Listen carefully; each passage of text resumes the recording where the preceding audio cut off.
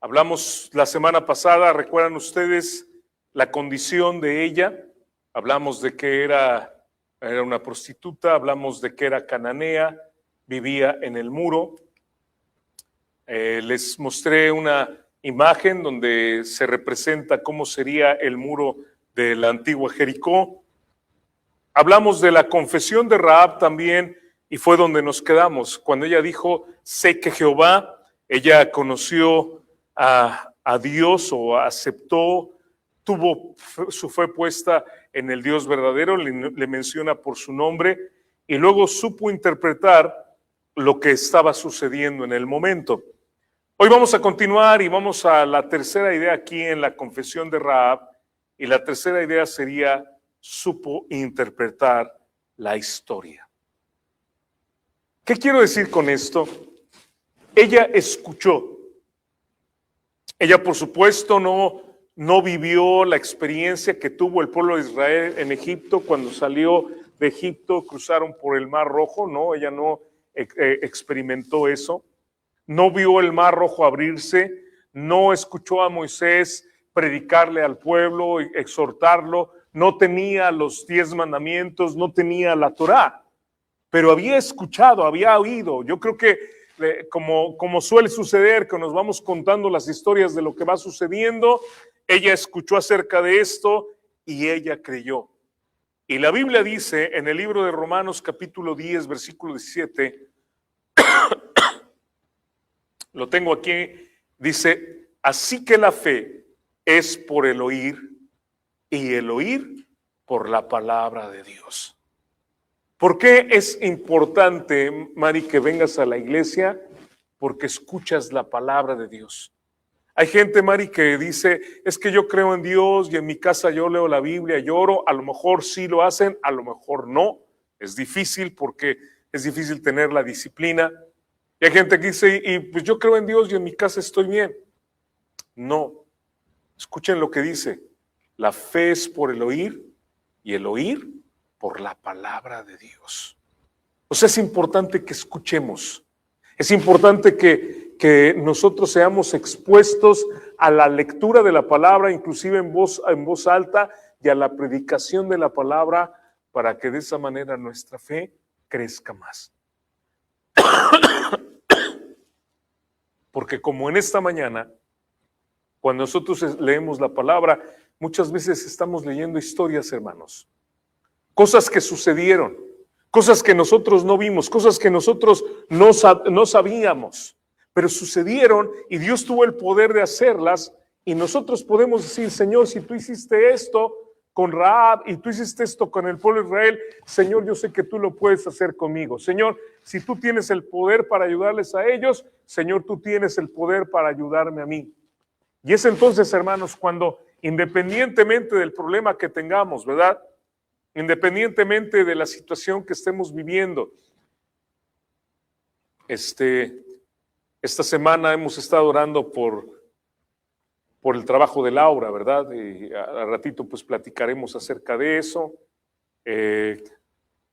Estuvimos orando también por una señora. El miércoles les puse un mensaje ahí, la señora Contreras, si no me equivoco. Y pues vemos el poder de Dios actuando en nuestras vidas. Ahorita que veo a Felicitas, estuvimos orando cuando fueron a México y bendito Dios, Dios las llevó con bien, Dios las trajo con bien. Y en otros problemas, ¿no, hermano? También hemos orado y Dios actúa de una forma maravillosa. Entonces, ¿por qué es importante escuchar el mensaje, hermanos? ¿Por qué es importante venir a escuchar la palabra? Porque oímos la historia y la fe dice es por oír la palabra de Dios.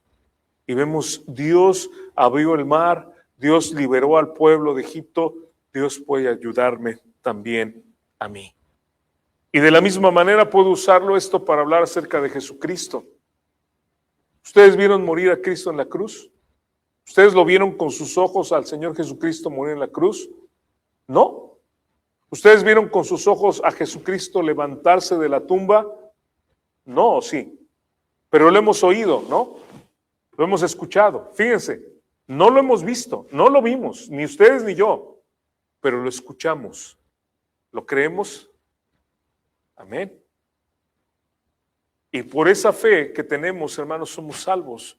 Por creer algo que sucedió que nosotros no vimos, lo escuchamos, lo leímos y lo creemos. Y entonces de esa manera, hermanos, nosotros tenemos la salvación. Dice la Biblia en Hebreos capítulo 11, 31, este versículo que lo veíamos la semana pasada, dice, por la fe Rahab la ramera no pereció juntamente con los desobedientes, habiendo recibido a los espías en paz. Y vean cómo en este texto, en este contexto, la palabra desobediente es un sinónimo de un incrédulo. Fíjense, el incrédulo es desobediente. ¿Sí están conmigo? El incrédulo es desobediente. Aquella persona que no cree lo que dice la Biblia va a ser desobediente. Aquella persona que no acepta lo que dice la Biblia, no lo cree, va a ser una persona desobediente. Pero aquella persona, hermanos, que cree lo que dice la palabra de Dios, va a ser alguien obediente. Y eso nos va a proteger, nos va a guardar. En la medida que obedecemos la palabra, hermanos, nosotros estamos cubiertos por esa protección de Dios. Lo acabamos de leer en el Salmo 103. Dios va a bendecir y Dios va a cuidar a aquellos que ponen en obra su palabra. Y por poner en obra su palabra, hermanos, seremos cubiertos por esa protección del poder de Dios. Bendito sea su nombre. Alabado sea nuestro Dios, hermanos, porque Él nos dice lo que tenemos que hacer, nos da las herramientas, nos da su palabra, nos da el Espíritu Santo, nos da la iglesia, nos da un pastor para poder seguir adelante, hermanos, y de esa manera tener la bendición en nuestras vidas y en la vida de las demás personas cercanas a nosotros.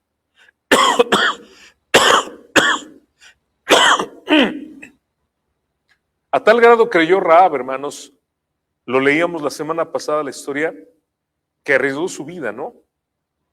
O sea, ¿qué creen que pudo haber hecho el rey de Jericó si se entera de que Rahab había escondido a los espías? Pues lo hubiera matado, ¿no? O sea, sencillamente. Pero Rahab creyó que Dios iba a hacer lo que estos espías vinieron a decirle, al grado que dijo, no, yo me arriesgo, porque esto que están diciendo es verdad. En otras palabras, nuestra fe debe ser más grande en Dios, hermanos, que aún en las autoridades y aún en lo que digan las noticias, aún lo que diga la gente. A veces tenemos mucho temor por las noticias, ¿no? Lo que sale, lo que dicen, y lo que va a pasar y lo que está pasando. Yo les digo una cosa, creamos en Dios y tengamos fe en Él, y Él nos va a ayudar aún. Aunque el mundo esté de cabeza, Él va a estar con nosotros. Él nos va a bendecir. Y de la misma manera como Rahab fue fiel a Dios más que a las autoridades, fue fiel a Dios más que a la tradición, más que a la religión, más que a cualquier idea, pensamiento humano. Ahora, vamos a ver los contrastes que tuvo Rahab. Por lo que veíamos la semana pasada, estaba condenada a la muerte física, estaba condenada también a la muerte eterna. Pero ella creyó y tuvo vida física y también eterna. Sus familias o su familia y sus generaciones iban a ser borradas de la tierra. Porque al morir ella, pues ya no iba a poder tener más descendencia, y al morir sus hijos también. Y sin embargo salvó a su familia, hermanos, mantuvo su descendencia, y su ejemplo sigue siendo de bendición para nuestras vidas. Lo vemos como un ejemplo de fe en el libro de Hebreos, en la carta de Santiago. Y luego vean, ella fue de la prostitución a la exaltación. Esto es algo muy interesante. Vamos a Mateo, hermanos, y voy a leer en Mateo capítulo 1, los versículos 5 y 6, y luego el versículo 16. Esto es Mateo capítulo 1. Mateo capítulo 1 es el primer libro del Nuevo Testamento. Así que si abren en el Nuevo Testamento, el primer libro que ustedes tienen ahí es Mateo. Ahora el 5 dice así, Salmón, no confundir con Salomón, Salmón, así se llamó este hombre, engendró ¿de quién? ¿Alguien lo tiene ahí? De Rahab, ajá, a Boz. Y Boz engendró de Ruth. ¿Se acuerdan del libro de Ruth en el Antiguo Testamento? A Obed. Y Obed a Isaí. Ahora ven el versículo 6. Isaí engendró al rey David. Y el rey David engendró a Salomón, de la que fue mujer de Urías. Ahora vamos al versículo 16. Y Jacob engendró a José, marido de María, de la cual nació Jesús, llamado el Cristo. Mateo, en el capítulo 1, registra la genealogía de nuestro Señor Jesucristo. ¿Qué es una genealogía? Es la línea, es el linaje que traza desde el tatarabuelo hasta la persona de la cual están hablando. Ahora, en la genealogía de nuestro Señor Jesucristo, ¿quién está? ¿Sí vieron? Está Rahab. Pero no dice el texto la ramera, ¿no? Ahí no dice eso, sino sencillamente menciona el nombre de Rahab. Ellos tuvieron a Boz.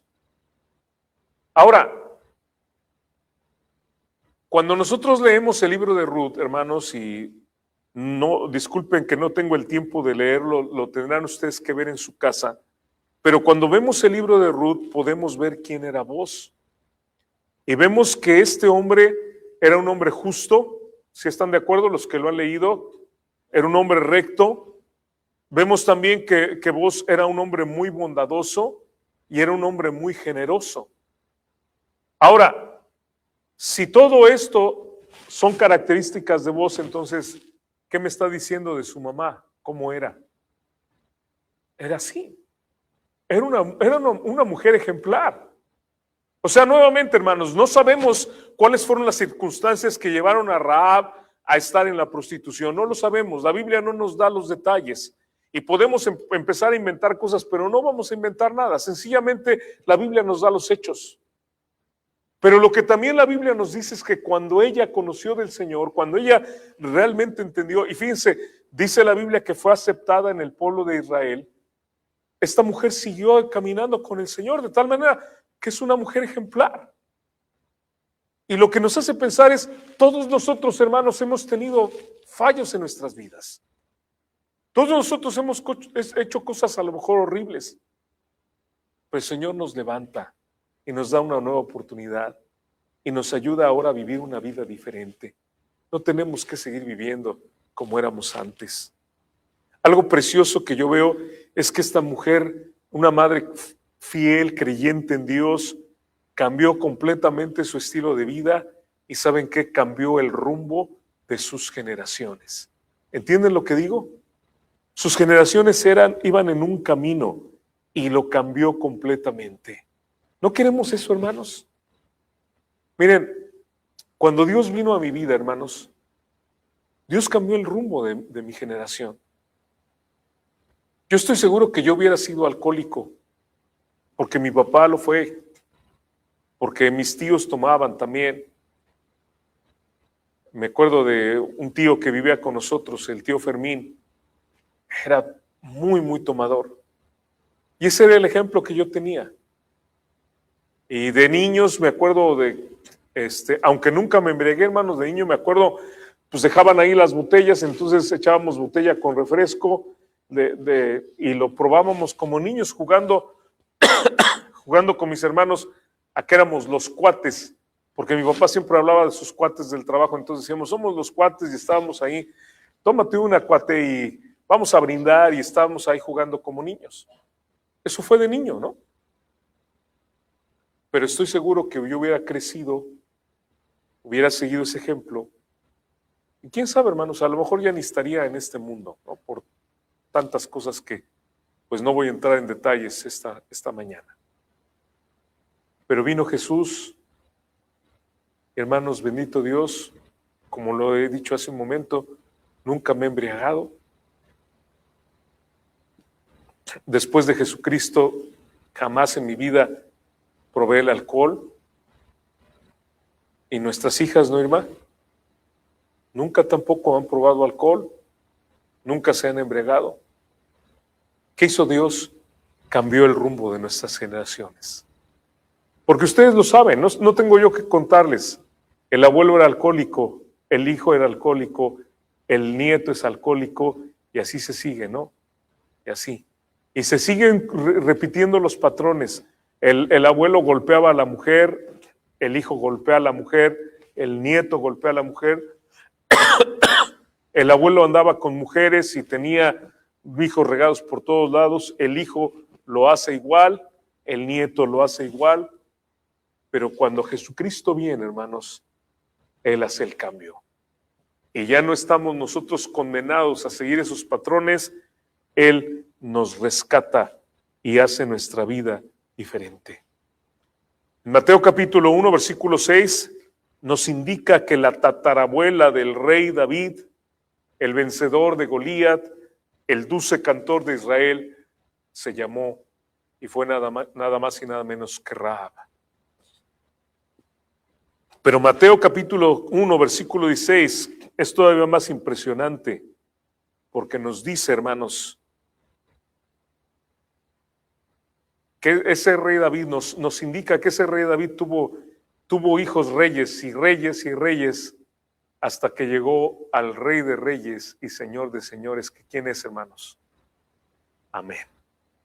Amén. ¿Y quién fue la tatarabuela de nuestro Señor Jesucristo? Esta mujer que se llama Rahab. Qué impresionante, ¿no? Qué impresionante, hermanos. Una mujer cananea, una mujer que es mencionada como prostituta, fue antepasada de nuestro Señor Jesucristo. ¿Por qué? Porque no importa lo que sea nuestra vida, el poder de Dios nos puede transformar, hermanos, y nos puede hacer personas distintas y aún padres de príncipes.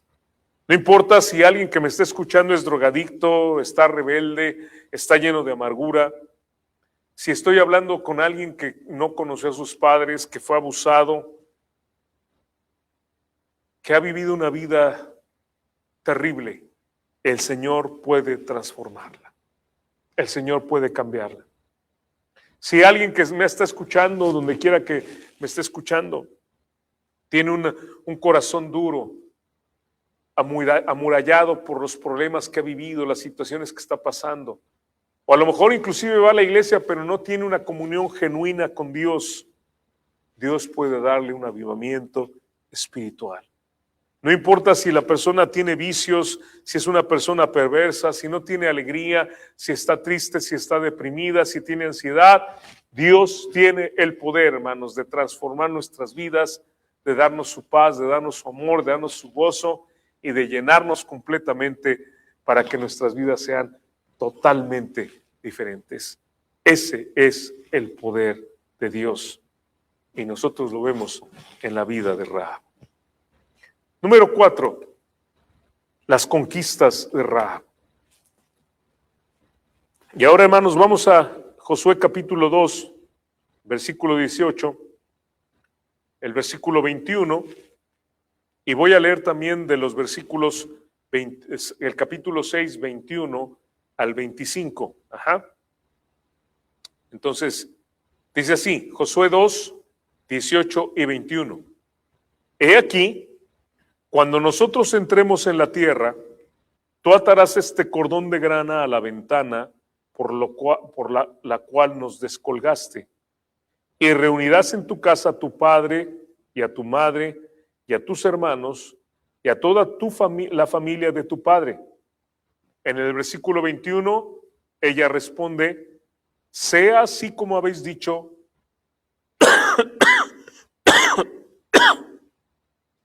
Luego los despidió y se fueron. ¿Y qué dice, hermanos?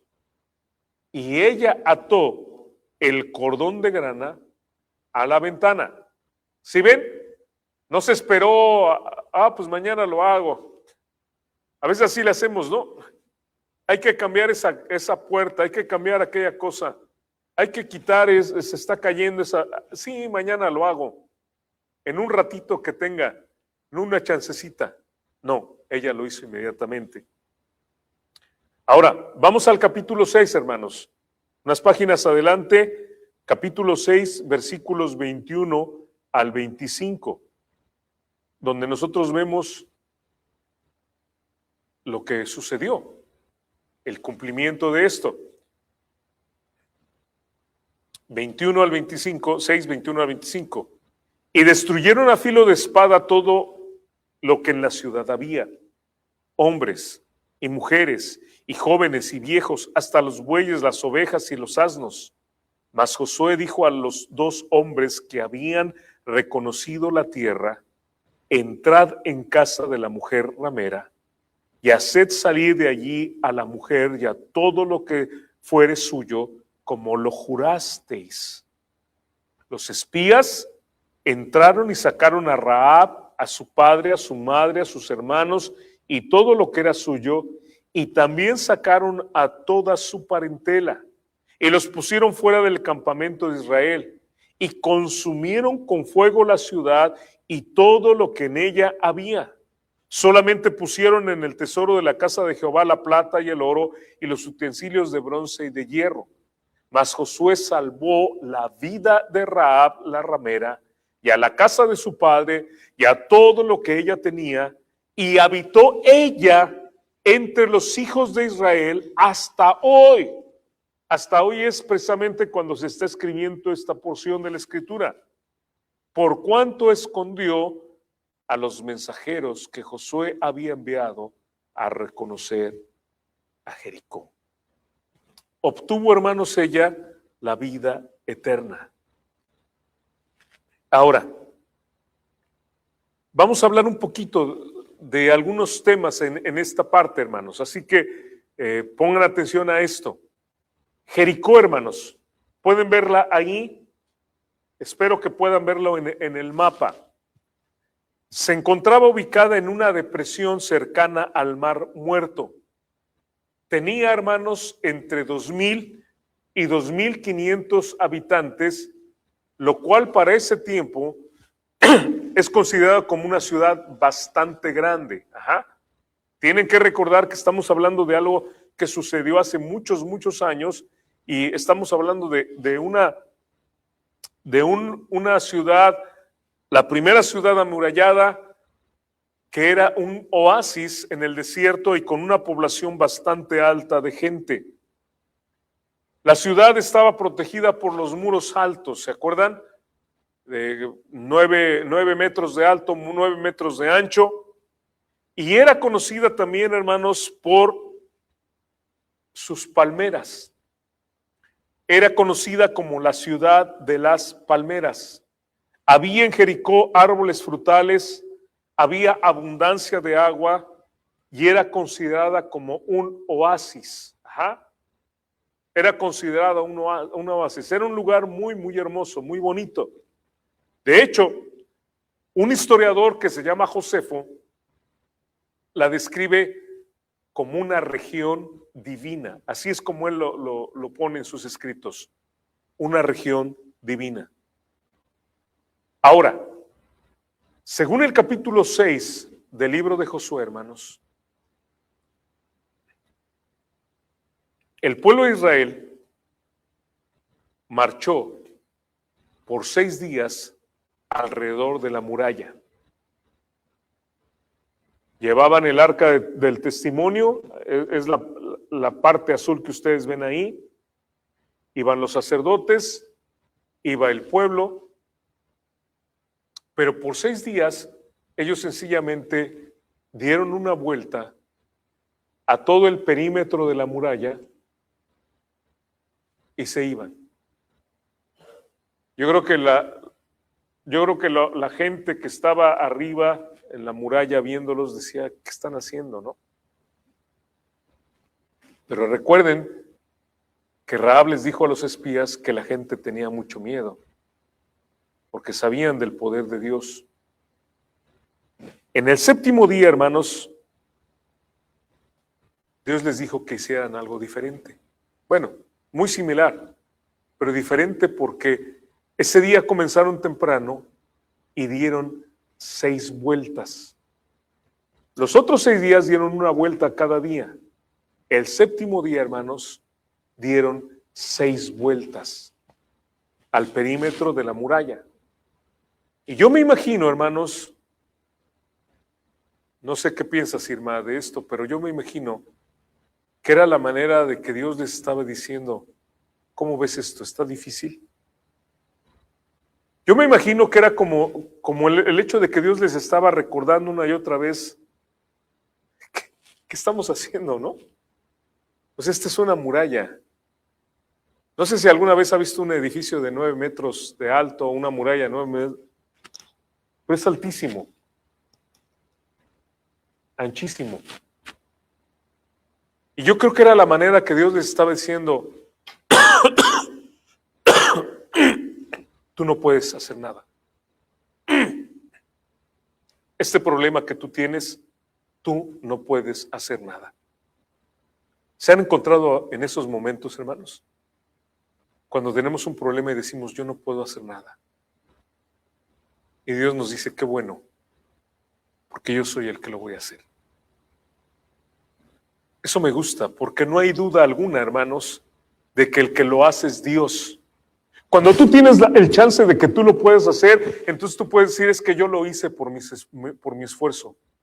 Pero cuando Dios, hermanos, cuando Dios te está mostrando una y otra vez, tú no puedes hacer nada. O sea, si tú te acercas ahí, te reciben con una flecha y te matan.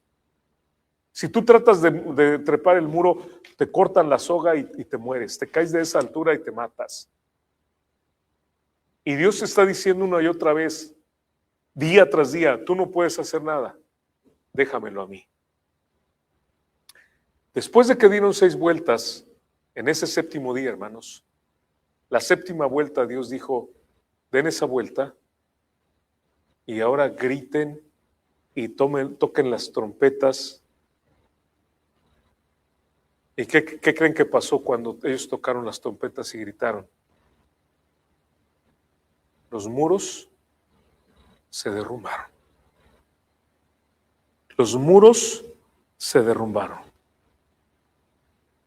Este hombre que les muestro aquí, hermanos, fue un arqueólogo llamado John Garstang. Y él descubrió que los muros se derribaron exactamente como la Biblia lo decía. Porque los muros, hermanos, se cayeron hacia afuera. Es decir, no sé qué usar aquí. Si hay una muralla, hermano, y tú lanzas rocas para derribarla, porque es lo más común de cómo derribar una muralla, con una catapulta lanzar una roca, golpeas y entonces ¿qué va a pasar? La roca va a hacer que se caiga hacia adentro, ¿sí? La vas tirando a golpes y se va cayendo hacia adentro. Los muros, hermanos, se derribaron en este caso hacia afuera. Y obviamente la gente de Jericó no iba a tirar sus propios muros, ¿no? Cuando se hacían asedios, es decir, cuando se llegaban a lugares donde había murallas y se tumbaban, siempre caían hacia adentro. En este caso, cayeron hacia afuera. Y sin embargo, este arqueólogo encontró que hubo una sección de 9 metros de alto que se mantuvo en pie.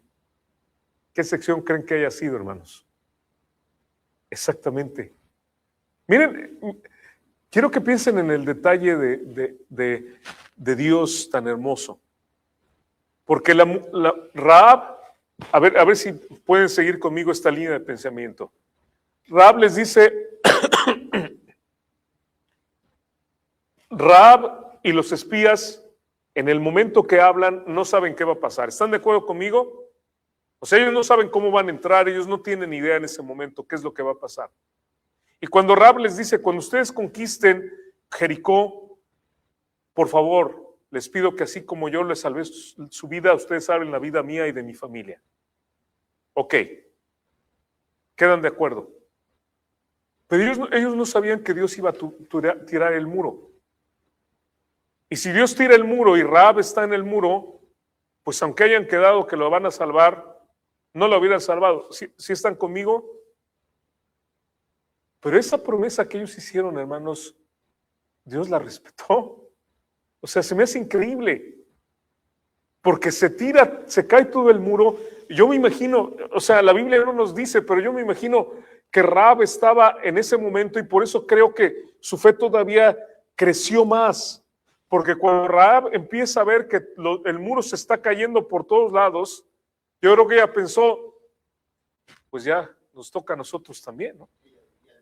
Ella vivía en el muro, exactamente, ella estaba ahí. Y ella empezó a ver cuando se está cayendo. Imagínense ustedes, no sé si han estado en un terremoto, los que hemos estado en la Ciudad de México, hemos estado en terremotos. No sé si han estado en un terremoto, hermano, pero empiezas a ver cómo todo se mueve. Las lámparas se empiezan a mover. Y por ejemplo, la gente que ha visto caerse, pues es algo impresionante, ¿no? Y empiezas a pensar en qué momento me va a tocar a mí. Rahab vivía ahí en el muro. Pero el muro, en la zona donde ella vivía, y este arqueólogo lo descubrió, no se cayó. No se cayó. De hecho, no solamente eso, la Biblia narra que prendieron fuego a toda la ciudad. Y el informe arqueológico, vean lo que dice, se los voy a leer. La destrucción fue completa. Las paredes y los pisos estaban teñidos de negro o se enrojecieron por el fuego. Cada cuarto estaba lleno de ladrillos caídos, maderas y utensilios de casa. En la mayoría de los cuartos las ruinas caídas estaban completamente quemadas. Las paredes de Jericó se derrumbaron, al parecer, por un terremoto. Pero fíjense lo que dice este informe. Pero uno de naturaleza tan especial que hizo que los muros cayeran hacia afuera y dejó en pie una sección de las murallas del lado norte. Este es el informe arqueológico. Esto es lo que encontraron los arqueólogos, que está, hermanos, de acuerdo a lo que dice que la palabra de Dios. Bendita palabra, hermanos, es real, es genuina. La parte que quedó en pie era donde vivía Rahab. ¿Hubo una intervención sobrenatural, hermanos, aquí? Por supuesto que sí. La mano de Dios, la mano de Dios. Eso fue lo que encontraron los arqueólogos. Ahora, ¿recuerdan ustedes también lo que dice el capítulo 2? El versículo 18 lo leíamos. He aquí cuando nosotros entremos en la tierra, tú atarás este cordón de grana a la ventana por el cual nos descolgaste. Y dice la Biblia en el versículo 21, sea así como habéis dicho. Luego los despidió, se fueron, y ella ató el cordón de grana a la ventana. Inmediatamente aplicó el cordón color grana. El color grana, color escarlata, hermanos, es un color rojo intenso, parecido al color de la sangre. La palabra rojo o el color rojo se menciona 50 veces en la Biblia. ¿Por qué es interesante este cordón? Bueno, hay muchas cosas que puedo decir. Una, puedo decir que el pueblo de Israel, hermanos, durante 7 días estuvo viendo el cordón ahí. ¿Sí me explico? Cuando ellos daban la vuelta, ellos veían el cordón que estaba ahí colgando. De tal manera que todo el pueblo que pasó por ahí, sabía exactamente dónde estaba la casa de Rahab. La gente de Jericó, yo creo que también sabían, pero ellos no se imaginaban que esa era la única casa que estaba marcada, y estaba marcada con un hilo rojo. Y es interesante, hermanos, porque este es el hilo, puedo pensarlo yo, el cordón de salvación. Fue el cordón de salvación para ella, fue el cordón de salvación también para los espías, porque los espías se bajaron por ese cordón, ¿sí? Pero me hace pensar, hermanos, en un cordón rojo que existe desde Génesis hasta el Señor Jesucristo. ¿A qué me refiero? Me refiero a la sangre que salva. Porque ¿se acuerdan ustedes que dice la Biblia que cuando Adán y Eva, ellos se dieron cuenta de que estaban desnudos? Dice la Biblia que Dios tomó las pieles de unos animales y los vistió. ¿Se acuerdan de eso? Y esos animales tuvieron que morir para poder dar sus pieles, para poder vestir a Adán y Eva. Y desde ahí, hermanos, nosotros vemos la línea, el sacrificio de los animales en todo el Antiguo Testamento. No solamente eso, es el cordón también de salvación que nosotros vemos en las puertas del pueblo de Israel. ¿Se acuerdan? Cuando dice la Biblia, y veré la sangre y pasaré sobre ellos. Cuando ellos pusieron sangre, el pueblo de Israel, cuando salieron de Egipto, en los postes y en el dintel de la puerta. Es interesante, hermanos, que este rojo del cordón de Rahab, este rojo, este tinte rojo, se sacaba, hermanos, de un gusano. Pero es interesante que la Biblia dice, en el Salmo 22, hablando de Jesucristo, esta es una profecía de Jesucristo, y es interesante porque uno podría decir, bueno, ¿y por qué dice eso? Mas yo soy gusano y no hombre, oprobio de los hombres y despreciado del pueblo. Donde está hablando acerca de Jesucristo, cómo iba a ser despreciado y cómo iba a ser tratado como gusano. ¿Y cuándo fue tratado así, hermanos? Cuando fue crucificado. Porque les recuerdo que eran crucificadas las personas que eran considerados lo peor, los gusanos de la sociedad, lo más bajo, y el Señor Jesucristo fue crucificado. Ahora, volviendo a lo que les estaba diciendo, esta larva donde se saca el tinte, hermanos, nosotros la conocemos y se llama la cochinilla. ¿Sí conocen ese animalito, las cochinillas, o no? Abundan en los magueyes. Y esas cochinillas, hermanos, larvas o gusanos, como los describe la Biblia, son muy poquitos, o sea, son muy pequeños, perdón, y se requiere una cantidad tremenda de estos para producir este tinte rojo. Dicen que como 70,000 se requieren para conformar solamente una libra.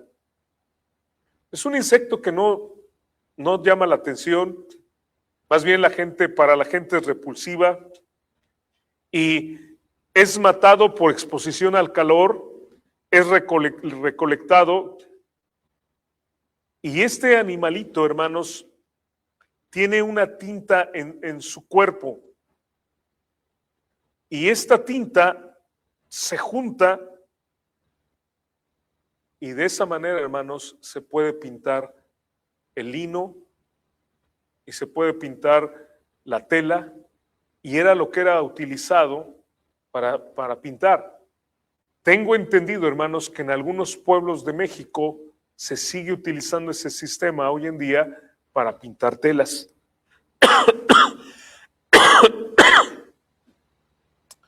Ahora, esta tinta, hermanos, era extremadamente cara. Era muy, muy cara.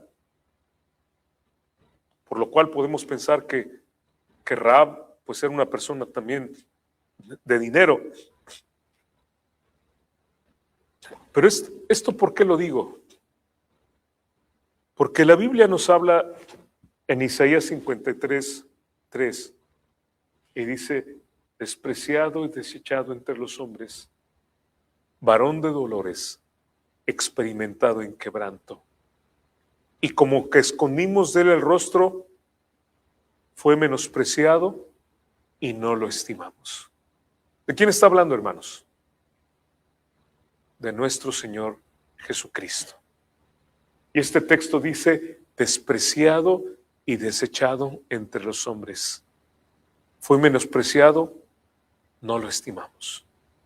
De la misma manera como ese gusano que podría uno decir, o esa larva o esa cochinilla que uno puede decir, ese animal, hasta los sacamos de la casa, así la gente despreció a Jesucristo sin saber que su sangre, hermanos, preciosa, nos salva.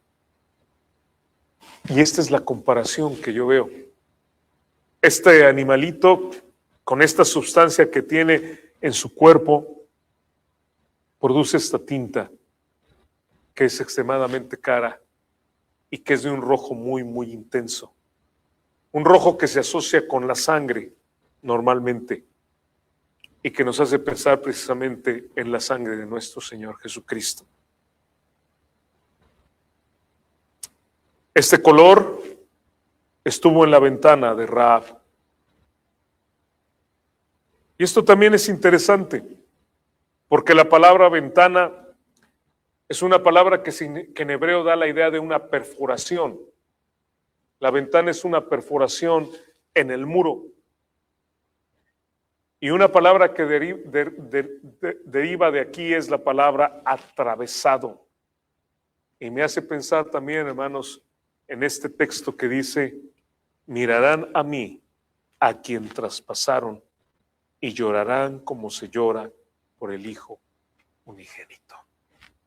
La ventana, el cordón de grana salía de aquella ventana y me hace pensar en Jesucristo traspasado, su sangre vertiendo por nosotros para darnos la salvación. Es una imagen, es un cuadro simbólico, hermanos, de lo que Dios hizo por nosotros, o de lo que Dios, Rahab no lo sabía, pero iba a hacer por ella, y ahora nosotros lo sabemos, Dios lo hizo por nosotros.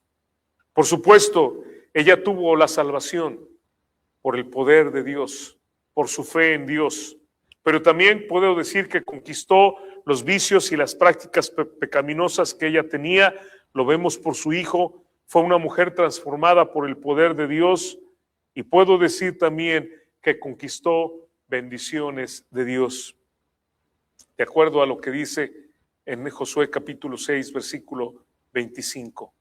Fue abuela de reyes y fue abuela del mismísimo Mesías. Pero además tuvo la bendición también, hermanos, porque ayudó a los siervos de Dios. Y aquí yo también quiero decir esto: sea una bendición también para los siervos de Dios. A veces, hermanos, hay hermanos en las iglesias que son una carga. Sea usted una bendición. ¿Sabe qué es la bendición más grande para el corazón de un pastor? Ver a los creyentes caminando fieles a Dios. Ver a los creyentes buscando a Dios de todo corazón. Eso llena nuestros corazones como pastores. Y también, hermano, la Biblia dice que si usted es de bendición para su pastor, si usted es de bendición para un obrero, usted va a tener también bendición. Rahab también conquistó su reputación. Es mencionada en el capítulo 11 del libro de Hebreos en la galería de la fe. Puesta ahí su nombre con muchos hombres de fe. Es mencionado también en Santiago, en el capítulo 2, versículo 25, hermanos, como un ejemplo también de fe. Y nada menos que es mencionada al lado de Abraham. Bendito sea el nombre de Dios. Y aquí, hermanos, voy a terminar. ¿Cómo nos gustaría ser recordados, hermanos? Amén. Amén. Voy a contarles una historia. Hubo una joven que se llamaba María Aceves. Cuando tenía 6 años, migró con su familia de México a los Estados Unidos. Como sucede con muchos inmigrantes, llegó a vivir con otros familiares en un pequeño departamento para poderse ayudar con los gastos. Desgraciadamente, cuando ella tenía 10 años, su tío la violó. A los 14 años ya era conocida como María la Loca en la secundaria. A los 16 se fue de la casa. A los 18 años, después de haber llevado una vida de abusos, de vicios, drogadicción, prostitución, después de haber tenido varios abortos, María tuvo su primer intento de suicidio. Cuando tenía 21 años, finalmente se suicidó. Aún es recordada por aquellos que la conocieron como María la Loca. ¿Qué digo con esto? Aun cuando escuchamos la palabra de Dios, hermanos, no todos seguimos el camino de Dios. En nuestra historia bíblica vemos la historia de una persona que fue transformada completamente por el poder de Dios. Pero quiero recordarles que hay gente que escucha la palabra de Dios, pero no hace caso de la palabra. Y sus vidas terminan trágicamente. Y por eso, esta mañana y en estos inicios del 2026, hermanos, yo los quiero invitar a buscar a Dios de todo corazón. Porque tenemos siempre los dos caminos. Porque tenemos siempre la disyuntiva. Seguir a Dios, ser fiel a Dios, caminar con Él, tener bendición, tener transformación, cambiar el rumbo de nuestras generaciones, o seguir el mal camino y acabar mal y terminar nuestros días terriblemente, y que la gente nos recuerde, hermanos, como alguien que no supo vivir bien, como alguien que tomó malas decisiones. La decisión es nuestra. Nadie más la puede tomar por nosotros. Nadie más. Podemos culpar a todo mundo, a la familia, a las circunstancias. Podemos decir, es que a mí me maltrataron, me abusaron. Es que yo he ido a iglesias y no se han preocupado por mí. Podríamos usar cualquier tipo de excusa, pero no nos podemos excusar ante el amor de Dios, que está para salvarnos y para transformarnos. Así que yo le digo, entréguese a Dios. Que este año sea un año de entrega, un año de un deseo ferviente de caminar, de tomar decisiones, de seguirle, de bendecir a nuestras familias, de llevar a todos a caminar con Dios, para que nuestra vida, hermanos, sea una vida de bendición, y para que nuestro recuerdo sea un recuerdo en los demás que también sea de bendición y no de dolor y sufrimiento.